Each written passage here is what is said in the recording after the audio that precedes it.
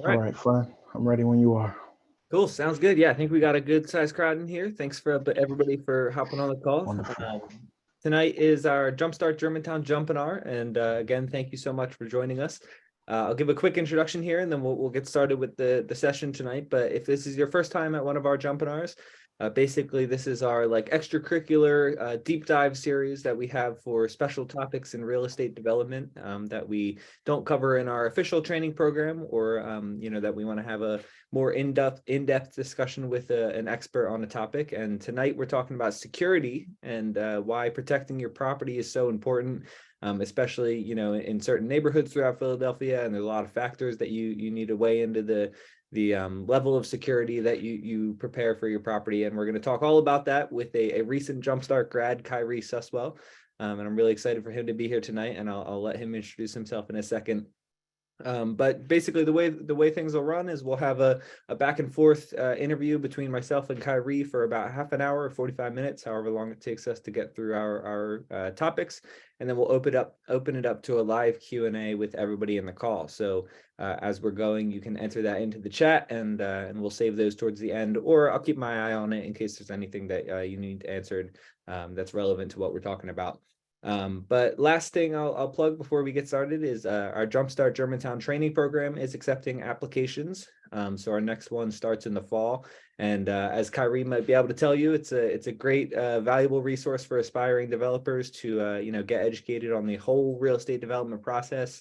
You get to hear from a lot of great guest speakers, and it's more of a formalized real estate development training than we have here at our JUMPinars. So please do go to our website, jumpstartgermantown.com, to apply for that.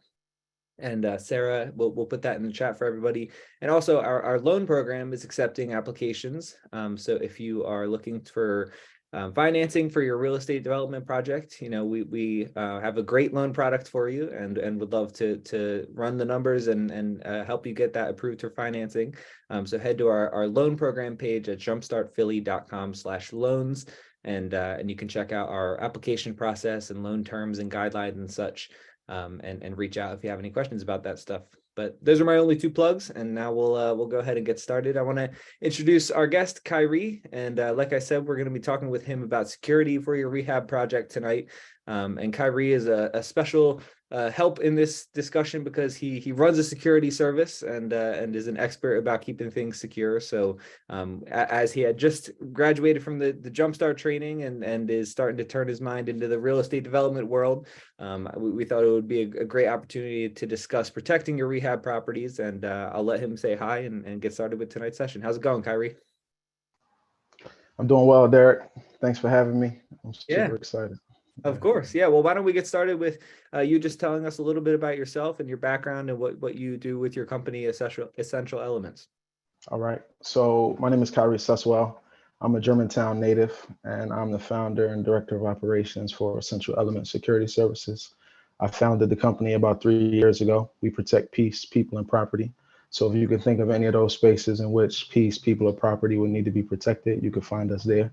We're a band of passionate professionals, and I started my company in the hopes of serving people properly, professionally, and in a way that is commendable. So if you and your cousin are a little drunk at your birthday party, there's no reason for your cousin to get hurt because he's a little rowdy.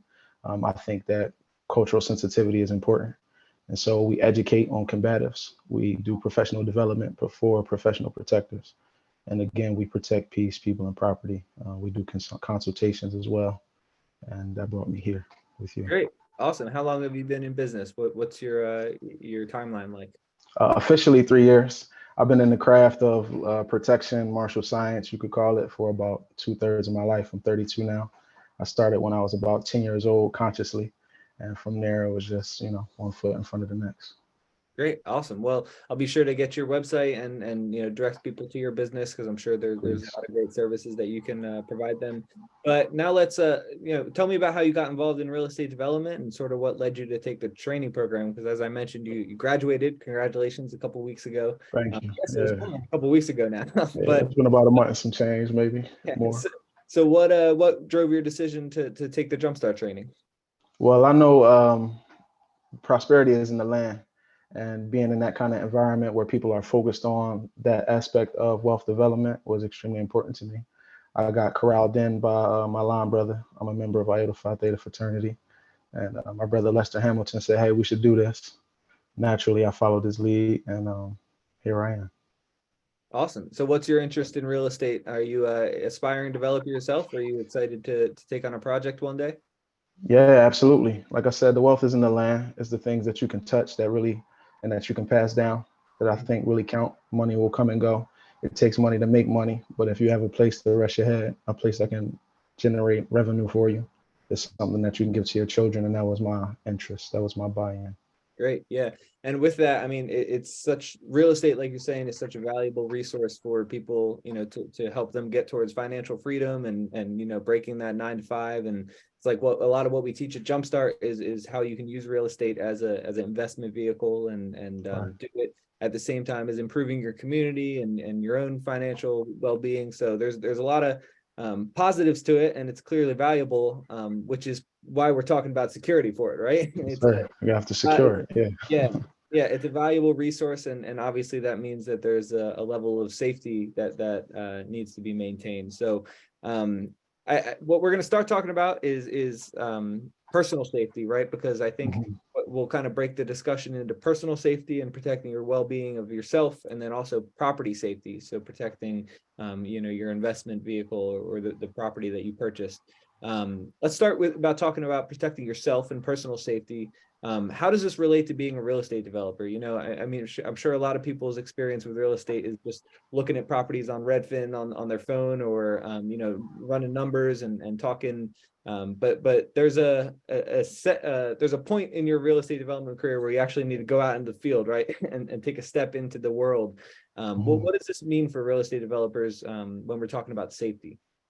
Okay. So I would say the first part is just realizing that to a degree, safety is an illusion. We are never truly absolutely safe in the sense that you can lock yourself in a room, but now you lack movement. You could carry a gun, but now you're more dangerous to yourself because that firearm could injure you or be taken. You can study martial arts, but it's not to say that in that moment in time you'll be able to stop someone from attacking you. So the first piece of the safety is awareness.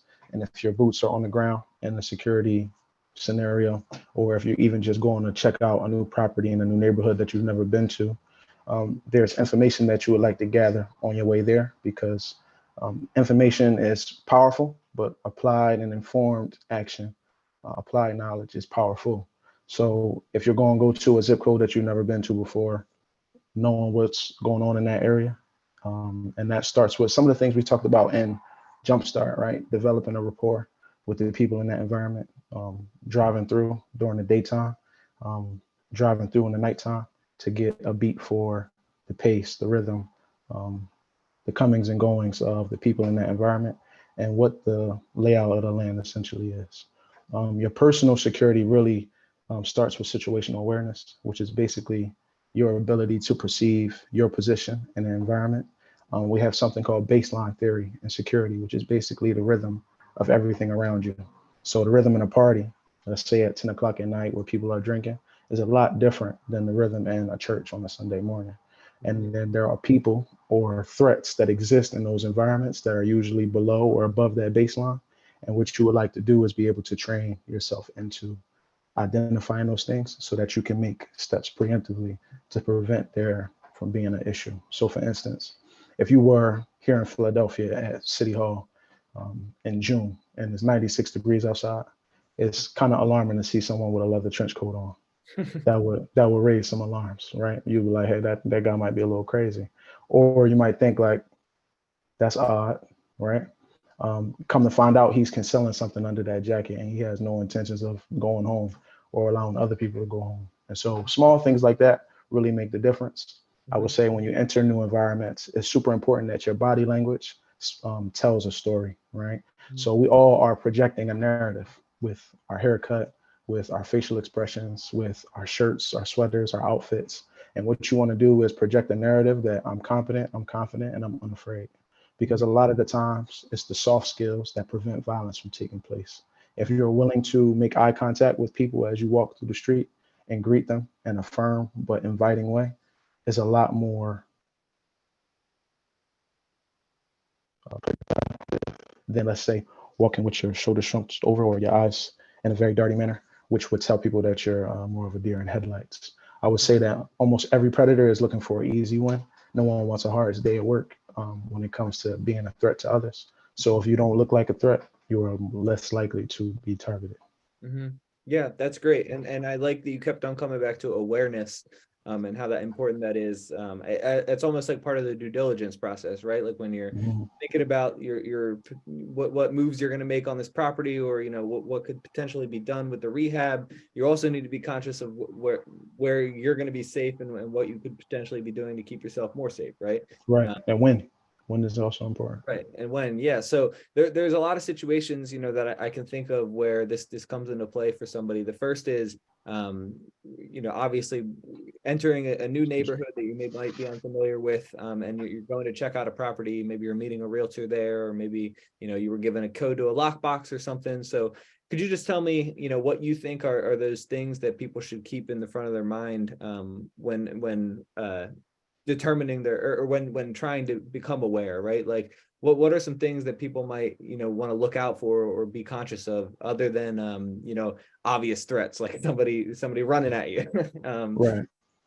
Are Right. there any like telltale things that you can think of, that people should be aware of? Yes, there are a few things. I would say that if you're going to meet an absolute stranger, that it's important to meet on neutral ground. I Mhm. realize in the context of real estate, that's a little bit more difficult because you might be meeting at a property. Um, it's also important to show up early, again, so that you can evaluate and survey the situation. Something I like to do when I travel, and you don't necessarily have to do this, but it's really just a mark of being able to embed yourself in the environment. When I travel light, and the first thing I do is visit the local thrift store, and I buy a new outfit, right? Not for fashion's sake, but just so I can feel a part of the environment and I can like begin to blend in. So stopping at any of the local stores, starting conversations with individuals, things like that.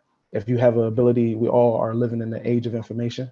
If you have the opportunity to do research on the people that you're meeting with, Instagram, so Facebook, Google, those things can give you a lot of information. You'd be surprised. If you type in your phone number right now on Google, you will find a host of information in regards to you that you did not know was public. And so being aware of that is also important. Again, back to like your physical presence and the narrative you tell, keeping safe distances, and being able to manage when you enter and when you exit situations is extremely important. Yeah. Could you ask your question another way? Because I'm sure I have more to say. Yeah. I just No, want I mean, that's a great answer. I like the focus on, knowing as much as you can about who you're meeting with, where you're meeting with, when, what's going on around that time. Extremely important. And you're right that there is no really like neutral ground. Like you can't meet at a coffee shop to talk about a rehab project, that you want to do a walkthrough through it. You need to be there. So it's extra important to make sure that you are taking those steps to be aware. Yeah, no, I thought that was a great answer. Um, definitely. And then there are also signs like socially that will tell you that places are, um, and places that are more quote unquote safe, people tend to speak more. mhm. And environments where that are more intense tend to um, feel tense. So if you step into an environment and it feels a little tense, it probably is. And that's probably a reason for caution. Yeah. I don't want to get too deep into like the personal protection aspect of it, but Oh, yeah, we that's have great. concepts like everyday carry, and people should be carrying like mace, pocket knife, Mhm. tourniquet, simple things that you can use as tools to defend yourself in the event that you need to. Sure. Yeah. And so I guess now let's move a little bit further into the situation where we're actually entering the property, right? So Mhm. we're coming through the neighborhood. We're aware of our surroundings. We know who we're meeting with and everything. Now there's an unknown risk within the property, especially a blighted building, right, where we don't know the Definitely. occupancy.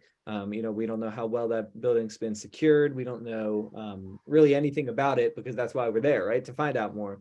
So talk to me a little bit more about what potential unknown risks could be inside the property. Obviously, there's a physical risk of a broken floorboard, right, or nails sticking out anywhere. But I mean, it's not uncommon for there to be, unwanted, residents in a property, or some essentially a person that you might not be aware of or not be told of that could be a potential threat to you.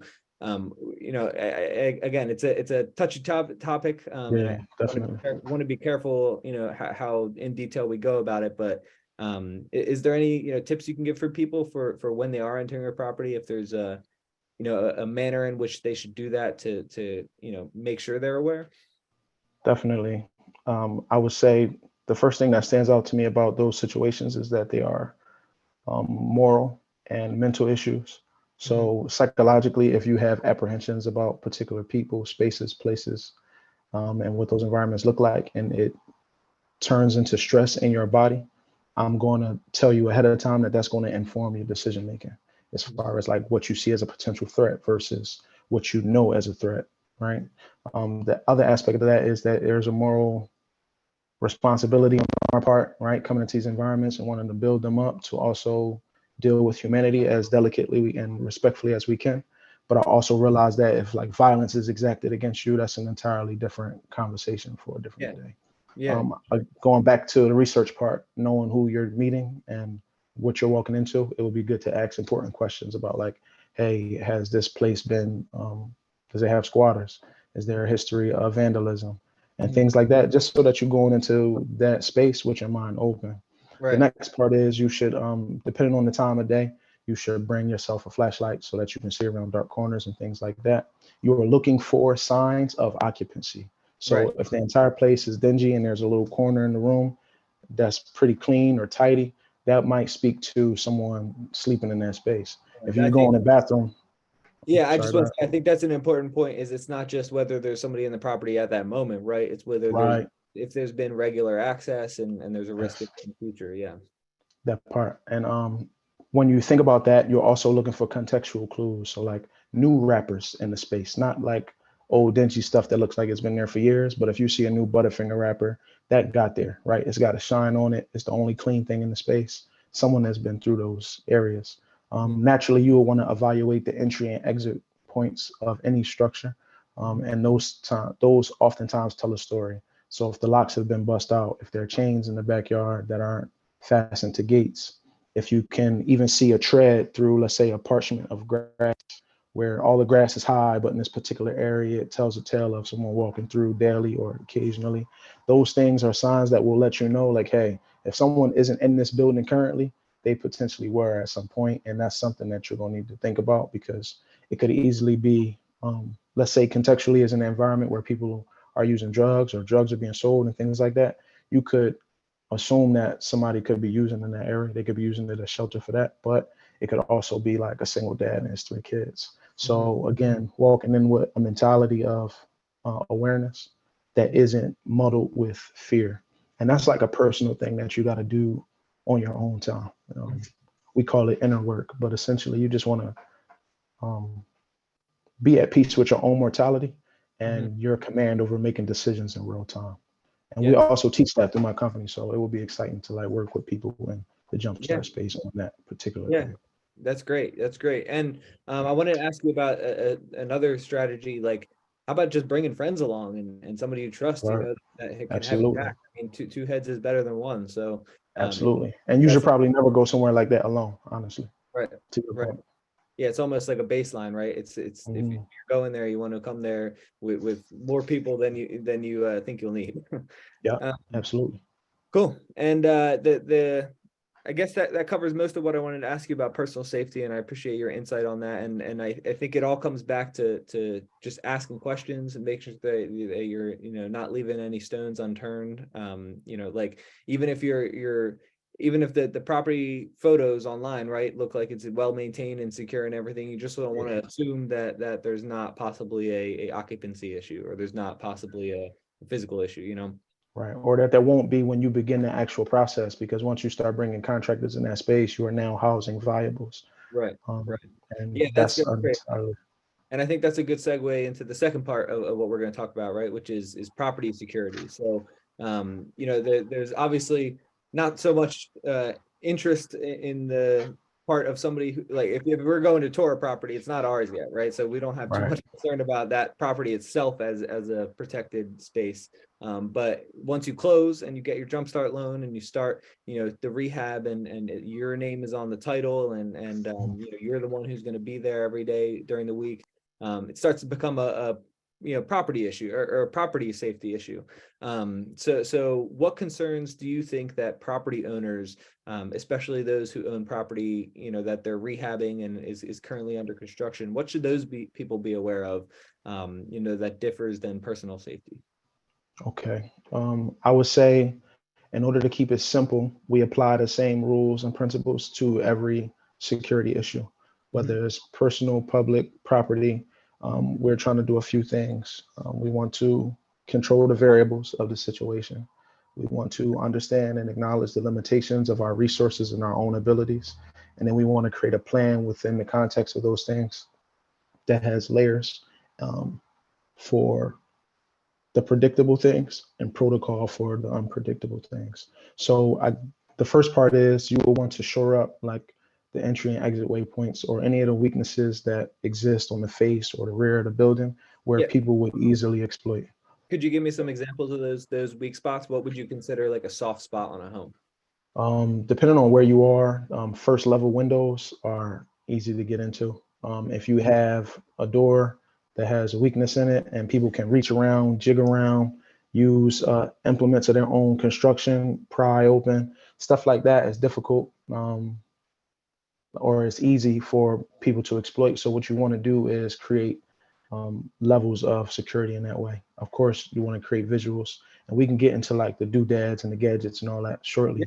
But you want to make it difficult to reach, right? Like self-defense, personal. You want to stop somebody from reaching you. Distance is your friend. It's the same thing with like breaches and penetrating spaces. You want to make it as challenging as it can be. And it would also be good if you could bring awareness to the environment. So using lighting, using cameras, Right. using alarm systems that tip other people off in that community that something like that is happening. Because again, people who want to exact crime, they want to do so easily, they want to do so quickly, and they want to get out and gone. So whether they're trying to steal the copper inside your building or they just want a place to stay, making it as hard as it can be in order for them to get in is a challenge. And we do that with padlocks, reinforced doors. You can even create false rooms inside your space where you walk into the door, you walk in through another door, and now there's a room with another door that's fortified, that's connected to the frame or whatever you have going on in the house. And Yeah. of course, those things will cost money, but it's worth the investment at the end. Yeah.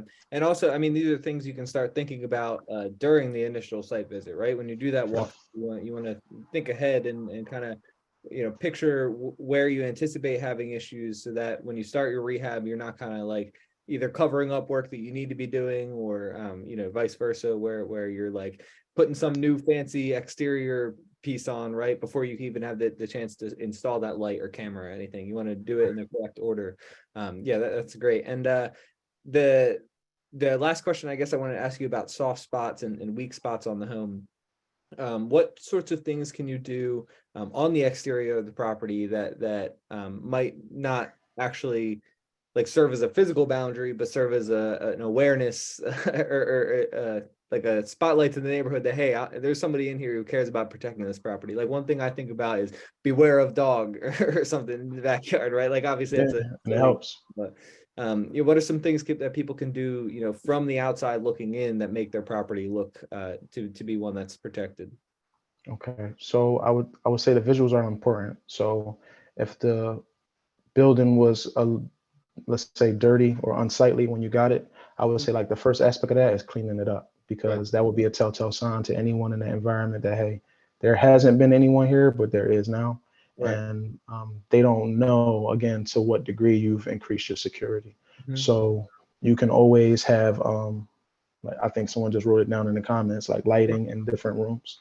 Yeah. You have a clean face of the building, you have a clean rear of the building. Things are tidy in the backyard, let's say hypothetically. You Mhm. have lights, you have cameras that you can attach to your phone, to your home security system. You Mhm. can have those functioning on Wi-Fi, Bluetooth, or some combination of both. Mhm. And those things usually at least raise awareness in the environment.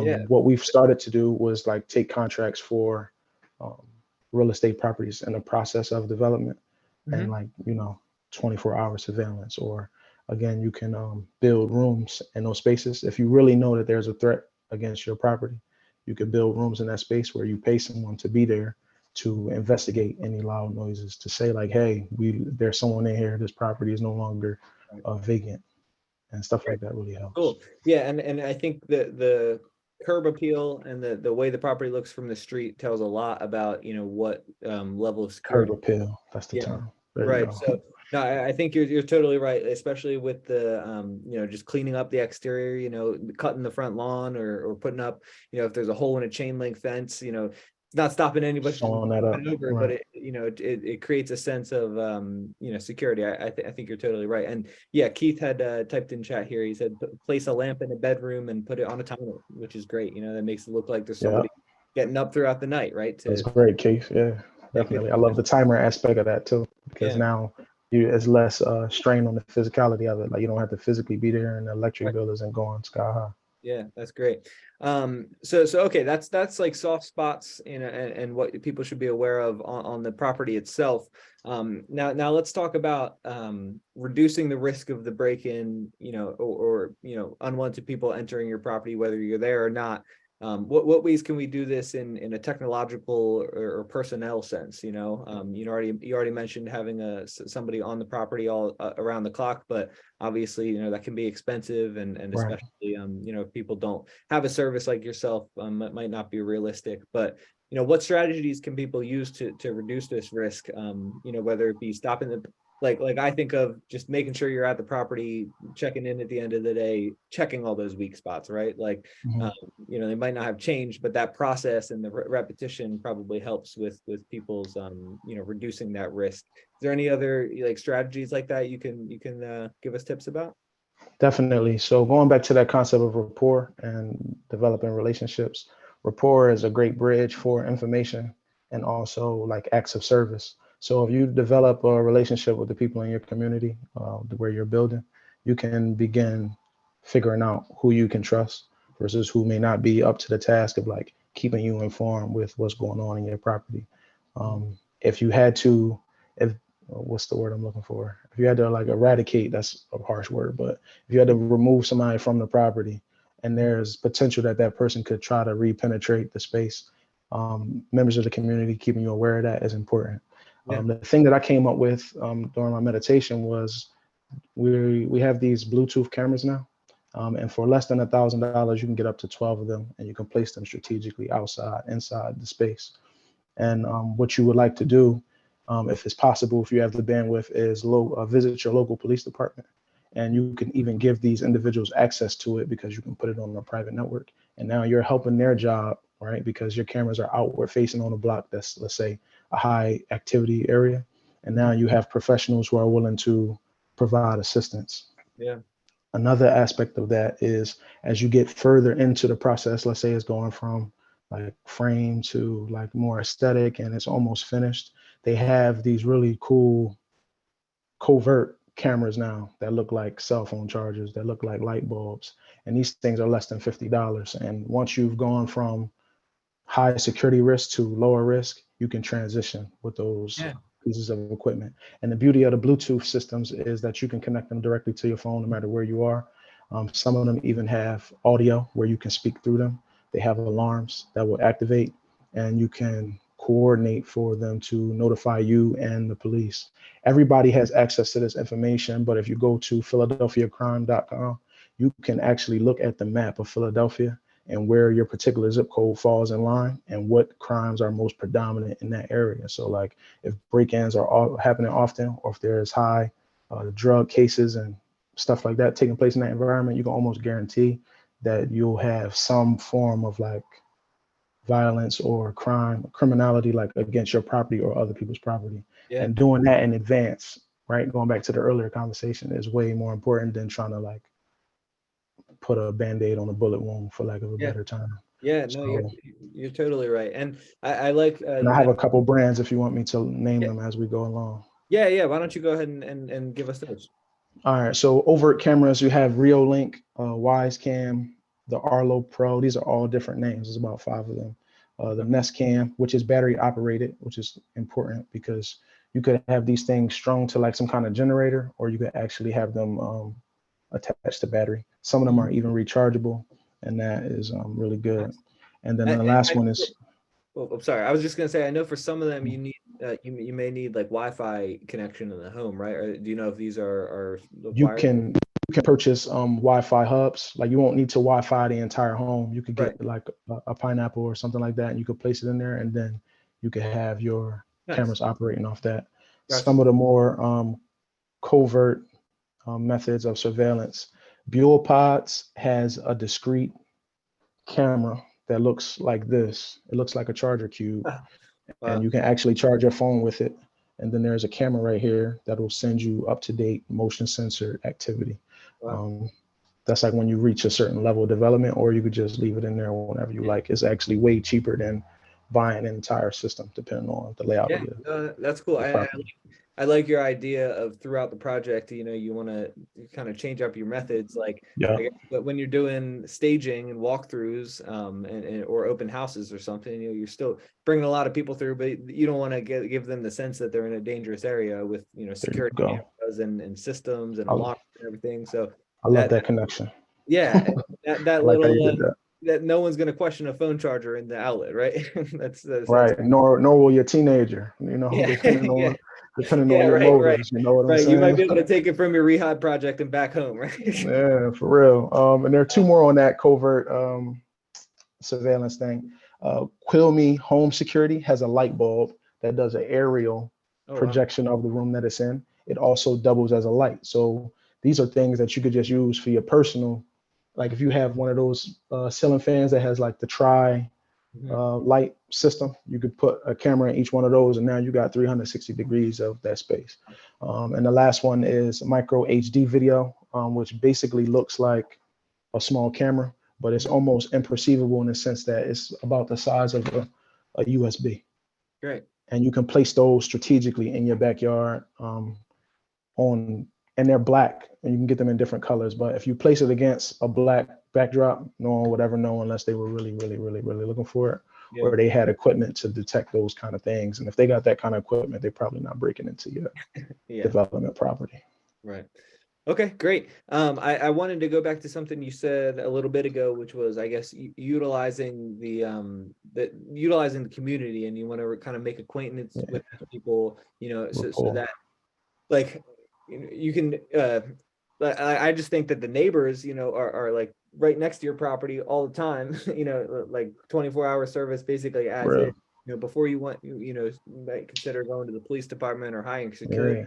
Yeah. You got two watchdogs right next to you, right? Yeah, potentially. I mean, we wouldn't want to use that term depending on their threshold and their bandwidth and how much they actually like you. Right, right. You gotta figure out, who you can trust versus who you can't trust. Mhm. I'm a nerd for my profession. I will tell you openly that when I've done surveys on particular areas, I've paid uncanny individuals for information, right? Like people who know the street, they deserve to be paid for what they know. Mhm. So like if you're the kind of person who has the personality or rapport development skill to see somebody that may like potentially be homeless or a street runner, quote unquote, and you ask them questions, like a $5 hoagie can go a long way. For your neighbors, a sweet potato pie, like just listening to, there are books even that teach you about rapport development, like how to win friends and influence people. And what you want to do is increase your overall knowledge in psychology so that you become more adept at figuring out what makes people tick and Mhm. being able to be a resource to them so that they can be a resource to you. And there's Yeah. no shame in saying that because we're all doing it, right? Like I showed up to Jumpstart for the information. You called me onto this webinar for the information. And Mhm. because we've made ourselves viable, we're of value to one another. And so what you want to do is create that bridge with Yeah. every human being you come in contact with, because ultimately a team is better than an individual. Yeah, no, that's great. And I think you're by, making a connection with the neighbors, and I think by sort of working with them to understand why their trust is needed, and why you value their trust, and the information they can give you. They want you to help make their block nicer, right? Like For hope sure. hopefully you find a back and forth there where it's like I'm reducing blight on this block, and I'm making sure that this property is going to be secure and kept. So help me help you, that sort of thing. I think that's Right. huge. Yeah. And of course, that delivering that message is delicate. You would want it to be more in your demonstration than your words, but Mhm. yeah, you hit it Yeah. on the head. That's great. Okay, so then the last couple points I have here, and then we'll move on to any questions. I see somebody has their hand raised. If they, Nadia, if you want to go ahead and type your question in chat, we'll answer it in a few. The last thing I had a question about was material theft. So usually if people are breaking in, at least colloquially, what I've heard is if there are break-ins to your property, it's to get to materials, right? Yeah, it's gonna be about that copper and silver and the different stuff. Right. So throughout the various stages of the rehab, I mean, you're going to have things like even drywall.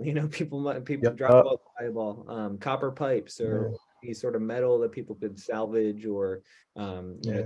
scrap yard. So, what tips do you have for people about keeping materials safe, and how should they how can developers manage their material storage in a way that reduces risk to break-ins? Is there like obviously you don't want to just leave your orders sitting on the porch for hours after Yeah, can't do that.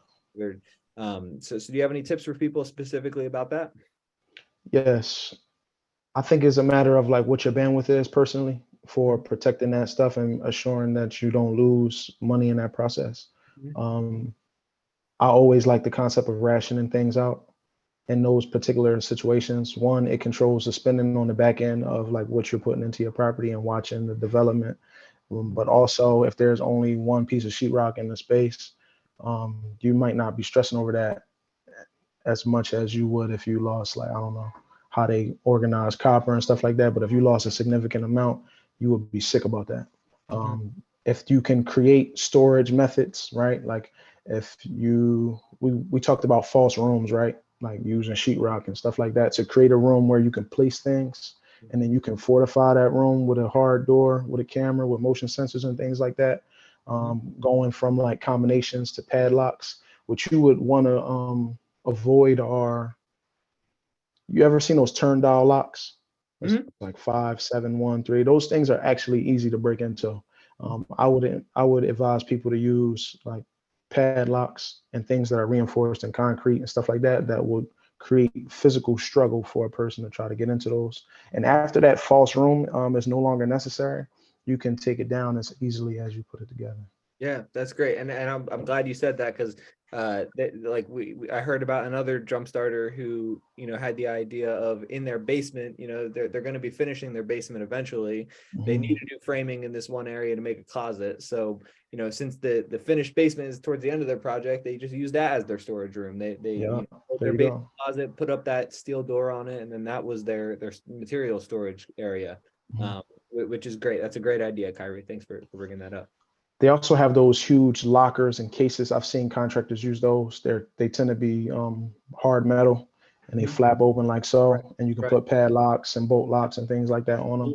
You I'm not sure how you get that inside your space initially. Mhm. Maybe you can compartmentalize them, Right. but I see those as an option as well. Yeah, totally. And I guess it's another thing is just making sure that your contractors, the ones using them and transporting the materials, Mhm. leaving their tools there, making sure that they're, sticking to the standards that you set as the developer, right? So you want to make Right, sure. and you can make that contractual. Yeah, I yeah, mean, actually, I would probably do that, right? Talk about it in advance. We talk about reporting all those things, but business is business. Like telling them, hey, this is a part of our agreement. Like these materials have to be fortified Mhm. in this space at the end of every shift. And Yeah. maybe for the first few weeks, you actually pop up, because if there are dollar signs attached to these consequences, money always talks. hmm Yeah, totally. I agree with you. And actually, perfect segue to my last question. Money always talks. Yeah, for I want to talk sure. about budgeting, right? Because everything in a real estate development project comes with a price tag, and your bottom line is such a huge like it really, things like this can make or break it, right? Whether you have $5,000 in material stolen that puts you in the red, or whether you have to pay a ton for this really elaborate security system that you might not have needed. So there's a budgeting perspective that needs to be taken into account here. What tips do you have for people who are making those decisions on how much, funds they're going to set aside towards protecting the property? Is there a, is there a threshold that you need to be aware of? I know it's situational, right? It depends on the size of the property and that person's or the neighborhood and such. But what would you recommend somebody really consider when they're thinking about budgeting for these security costs? Okay. I would say that you can do a lot with a little. You Yeah, just have to be aware of the limitations and decide right. for yourself whether or not you're willing to accept those. So for everything that I've mentioned, right, like building a false room, having Bluetooth cameras, locks, and things like that, you can do all of those things for less than $5,000. Right. The beauty of it for your particular property is you make it a part of your protocol. Let's say like your person that you purchase, you furbish, and then you flip. Like if you're one of those people, you could take those Bluetooth cameras and put them everywhere for every property that you work on. So Yep. it's an investment that goes a long way. Another aspect of that is I would say like group economics is important. Like if your friend and somebody else, says another jump starter are in a particular environment and you all need security because you've been having break-ins or squatters and stuff like that, to ante up and ensure that there's somebody to check on those spaces is a valuable investment to me. Of course, I can't tell you what is above or below your budget, but I would say a critical thing.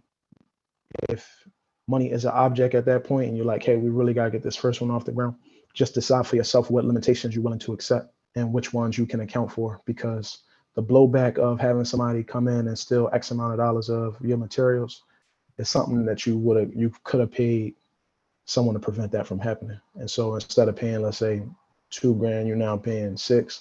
That would be extremely unfortunate. Yeah. Yeah. Great. Well, I think that's a good place to wrap up our discussion. Kyrie, thank you so much for all those great tips. Thank you. I Yeah, appreciate being here. yeah, of course, that was really excellent, and I think this is an extremely important part of the process that I think people just take for granted and assume that they know everything about it, but it's really something that needs to be considered, especially in today's Philadelphia where there's a lot of scary stuff going on, and it's really important to protect your investments. Yeah. Absolutely. Personal and professional. Yeah. So I'll move on to questions in a second. I see we have at least one here submitted in the Q&A, and please feel free to enter in those as we go. But Kyrie, if you could, I'd love to send out that list of the certain technologies that you mentioned, those cameras and everything. So I'll be sure to get that out to everybody. And also Sarah I'll send you those links. Yeah, sounds great. And Sarah has put the link to Kyrie's website, Essential Elements Security Services. Yeah. So be sure to head there and check out what services he offers and see if he could help you out in protecting your real estate. Real quickly for the questions, looks like the one question we had was from Nadia, and she said, can you email it? And yeah, we'll email out all that information. And yeah, also we got Kyrie's Instagram at essential_elements_SS. Cool. Oh, I think that went out to just me here. Kyrie, Okay. I'll paste that for everybody here. Sweet. Appreciate that. Yeah, sure. There we go. All right. And okay, this is a good question from an attendee. They ask, what recommendations do you have for security on a property after tenants move out?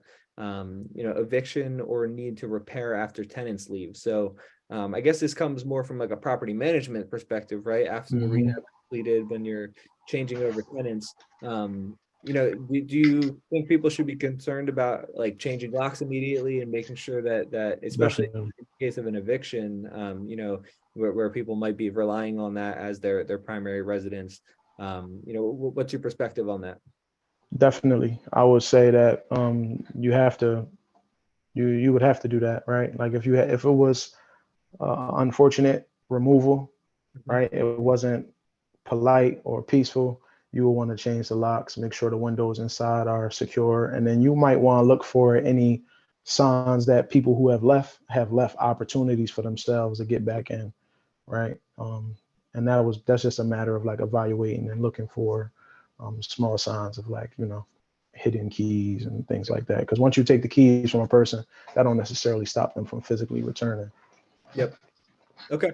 Another question here comes from Abdu, and he says, "How should a developer engage with Philadelphia Police Department before and or after a burglary event?" So, Mm. yeah, and I'm not sure if you can answer that, but if your property is broken into and you do have materials stolen, what method of reclaiming those materials or searching for the perpetrator to should people follow? Depending on what implements you have on site, right? If you have those cameras and things like that, I would advise you to watch and internalize the information through the video before you make a police report, because once you start making statements and stuff like that, all of those things become legally binding and they ultimately get used. So just around like your emotional state when you decide to make this report, right? Like the language that you use, these things tell a story. So depending on the implements you have, you'll determine how much information you have. I'm not sure what insurance looks like for those kind of things. I'm actually not knowledgeable in that.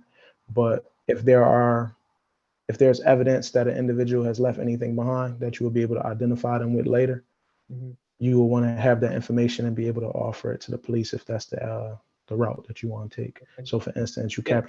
you have that USB camera, right? That nobody realizes is not a charger. Mhm. And you get a visual on the guy's face, like all of that information, screenshots of that will be able, like viable information. Because it's likely if your property is a target for criminality, the person who's exacted that crime does not live far. Mhm. That's just like sociology, right? Like people in the environment that are deprived are always going to exact crime on the people in their immediate vicinity.